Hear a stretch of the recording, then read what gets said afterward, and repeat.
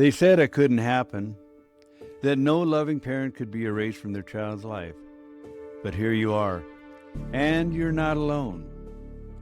Welcome to iWasErased Reflections, a podcast for parents, for grandparents, and our children who are living through the trauma of parental alienation and or abduction. I'm David Schubert, an advocate, a parent, and a survivor who's lived this nightmare firsthand in living color. Each episode begins with a reflection. Sometimes it's a rant. Sometimes it's a wake-up call, and then we unpack it together. No fluff, just honest, real talk about alienation, court failures, and the emotional wreckage it leaves behind. This isn't therapy. It's not legal advice. Instead, it's truth, it's pain, and it's hard-earned hope that lives inside us all. That's why these conversations matter. In this episode, I talk about those unexpected moments when a memory springs to life. It's when the quiet parts of the past merge with the present, and suddenly it feels like they were never separate. It's not about grief in the usual sense, however, but rather it's about the quiet pull that often catches you off guard, reminding you that love never really disappears. Instead, it just changes how it presents itself. Now, for many of us who have lived through alienation, though, those flashes of connection can bring both comfort and pain. You see, they remind us of what we once had, but also of what still lives on inside us. Those memories, no matter how fleeting, become a type of survival tool for each of us, because sometimes, even when everything else has disappeared, love often finds its most direct path through them. Hi, David Schubert here, and welcome back to another episode of iWasErased Reflections. This is where I speak about parental alienation from my own lived experiences as both a left behind and alienated parent. And just like you, I've walked through the haze, the uncertainty, and the silence that follows when your child is removed from your life, not by distance, but by unjust influence. Now, each week I share a new reflection, a personal snapshot that gives voice to what many of us feel, but rarely get a chance to say out loud. And after I share each one, I hope you stick around, because afterwards we'll take a few minutes to unpack it together in plain, simple language. Now, today's reflection is titled, I Was There Again Until I Wasn't. This one touches on something that feels all too familiar to many of us. The way our hearts keep reaching for our connections, often in the quiet moments, and sometimes even after years of separation. But keep in mind, it's not just about missing our children. Instead, it's about how love still finds its way through the silence and shows us that we never stop being parents. Now, with that said, I know how this is probably going to sound to some folks when I say it, but there are certain nights when, out of the blue, something quiet just seems to pull at me for no apparent reason. Now, it's not always about grief, or the sadness, or anything else for that matter. Sometimes it's just a faint whisper that's waiting in the dark. Now, I don't plan for these things to happen. I don't even see it coming. But when it does, I just let it in. And I suppose I do this because, well, maybe in those momentary flickers, I can feel a certain closeness again. And it's on those particular nights, when I'm finally able to close my eyes, that I suddenly find myself there again. Not in a memory per se, but in something else that feels just as real. You see, I can actually see their faces. I can hear their voices. And for a single solitary moment, it's almost like time folds in on itself, as if I never lost them at all. Now, it's odd, but there's a strange kind of comfort in these solemn moments, even when they ache. It's almost as if my heart knows I need a few breaths of closeness before the silence returns yet again. These days, when it appears, I no longer question it. I just let the stillness wrap itself around me for as long as it lasts. Because somewhere in the span of the time between dreaming and remembering, love still finds its way through. And for a fleeting moment, it almost feels like I'm whole again, untouched by time, untouched by distance. And just as quietly as it arrives, that feeling begins to open a door, one that leads me right back to the moments I've held on to for the longest. That's when all those images seem to flood back, the way they used to laugh at all the little things we once did together, the way their brows would furrow when they were concentrating on something too hard. Even the slow, steady rise and fall of their chest as they slept.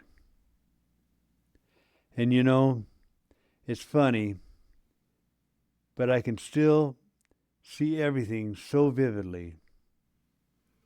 It's as if time never moved forward, and the memories were as fresh as if they happened yesterday. But when I try to reach for them, they just go poof and vanish.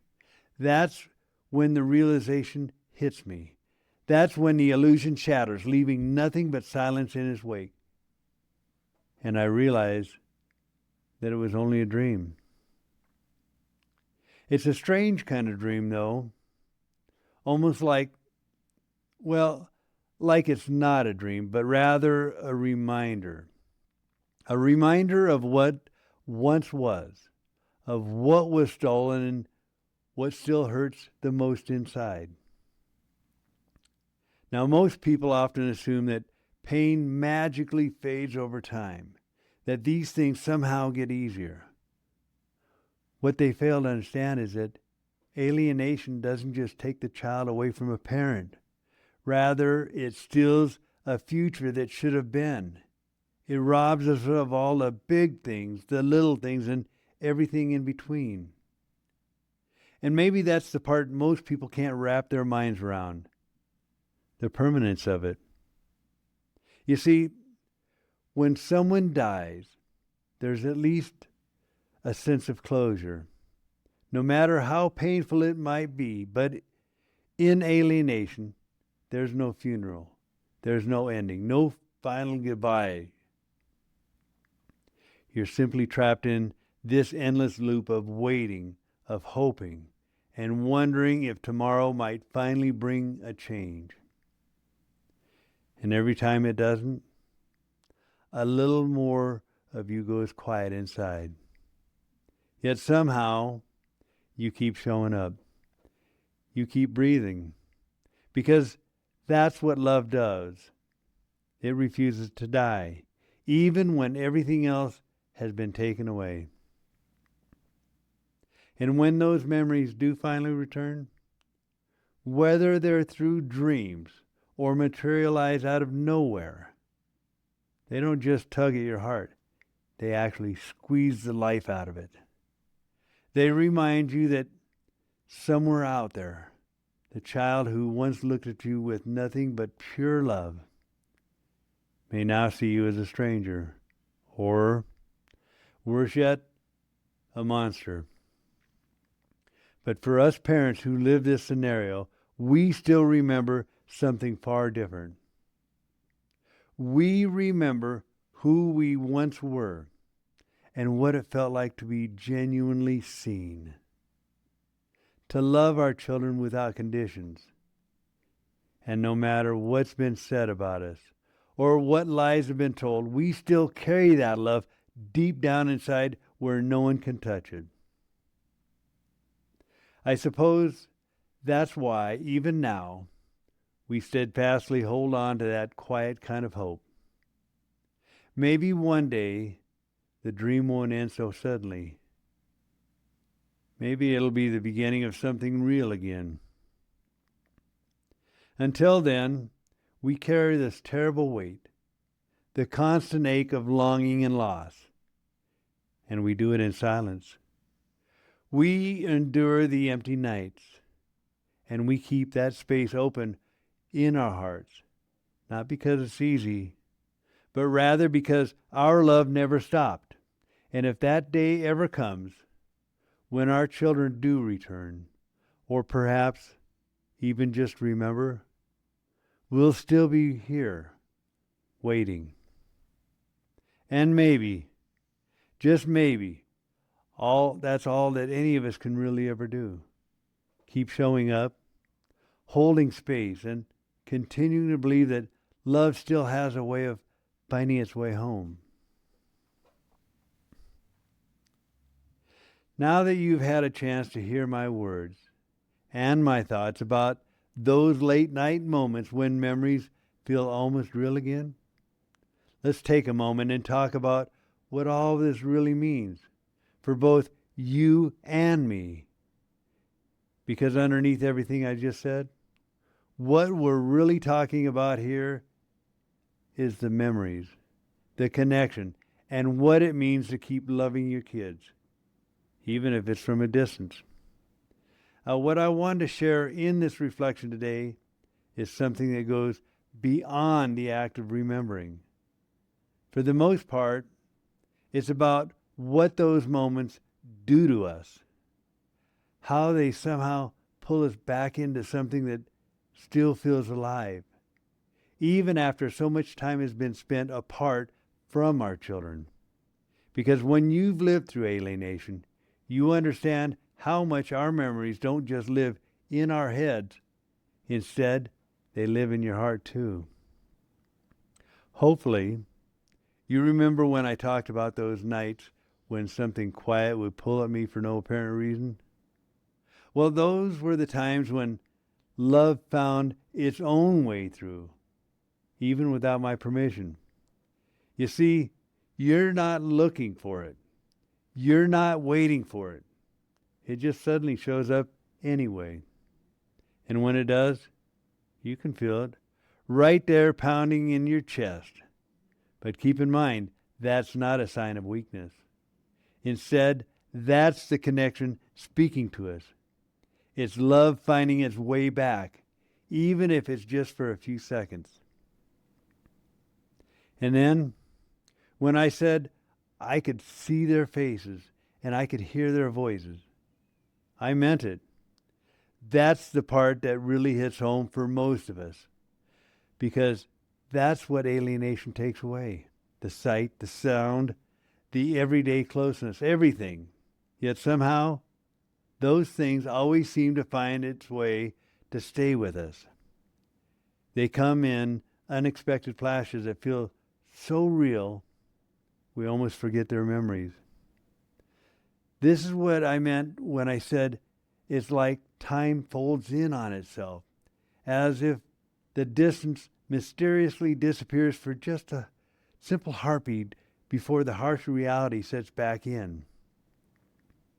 And when I said the part about how realization hits me, that it was only a dream, well, that's the part that reminds us of just how fragile our hope can feel most times. One moment it's filled with warmth, and in the next instance, it's silence. I suppose that's when our loss feels the sharpest, because for that one small, brief, solitary moment, everything felt like it was right again. Now let's go back for a moment and look at what I meant when I said it's not just a dream, that it's a reminder. You see, that reminder is what keeps us grounded in the love we have for our kids. And I want to emphasize this next statement. It's not there to hurt us, although it often does. Instead, it's there to remind us that something precious once existed, something that still survives inside us, even after everything that's been lost to time, to lies, and to silence.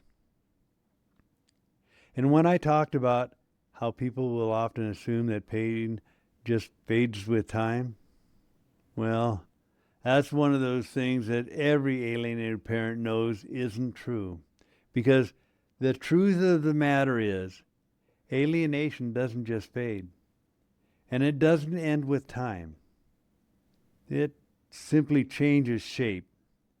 Pain becomes a part of who we are. While it may not be constant agony anymore, it's always there. Kind of like a shadow that never really leaves us.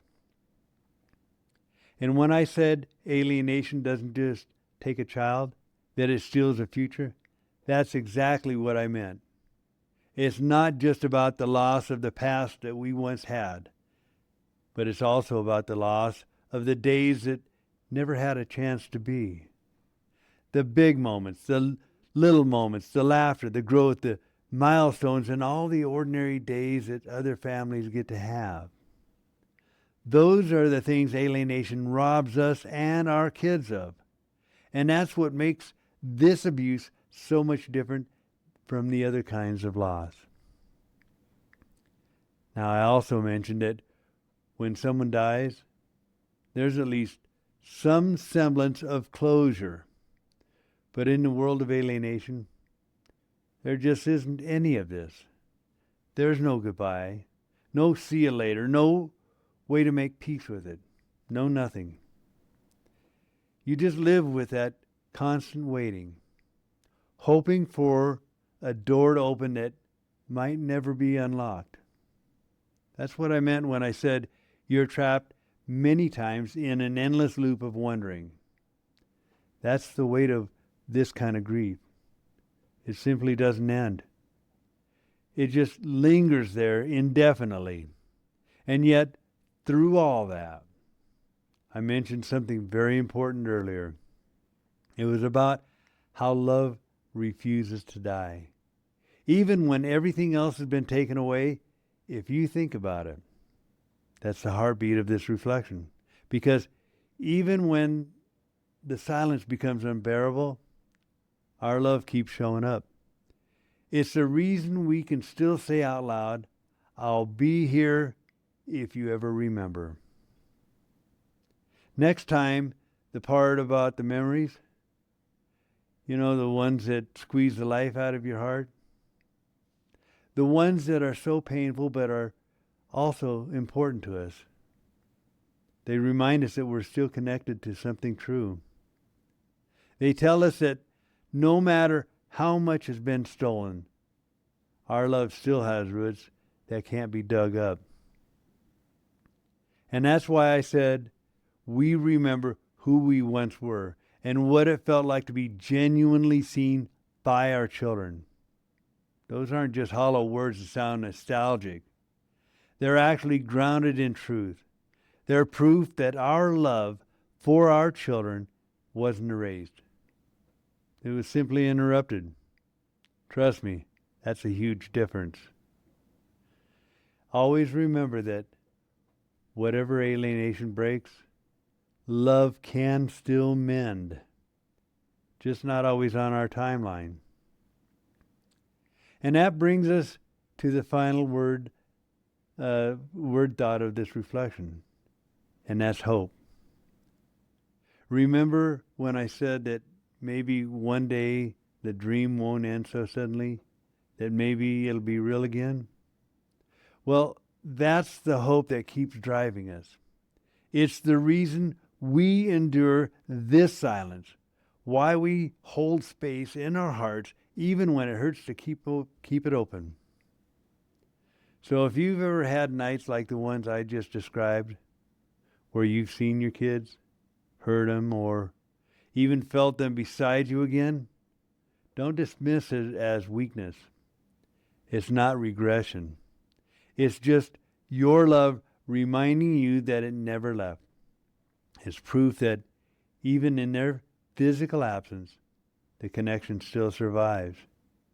Because in the end, when I said, we'll still be here waiting, I wasn't referring to just me. Instead, it was about all of us. Every alienated parent who still carries that fan of hope, still keeps the light on, and still believes that love has a way of finding its way home, will be waiting. Now, if you're watching this on YouTube, go ahead and hit that subscribe button down below. Or if you're listening on Apple Podcasts or Spotify, follow the show. And if you can, leave a quick rating or a review. And if someone you know needs the language, share an episode. Who knows? You just might be the bridge they've been waiting for. So in closing, I hope you enjoyed spending time with me again and listening to my reflection as I share my thoughts, my journey, and my views that are often shared by many of you as well. Until the next time, I hope you remember that you're not alone. There are many of us willing to be your shoulder to lean on, your ear to listen, and even a quiet understanding of what you're going through. So until their eyes find yours again, stay steady and stay strong.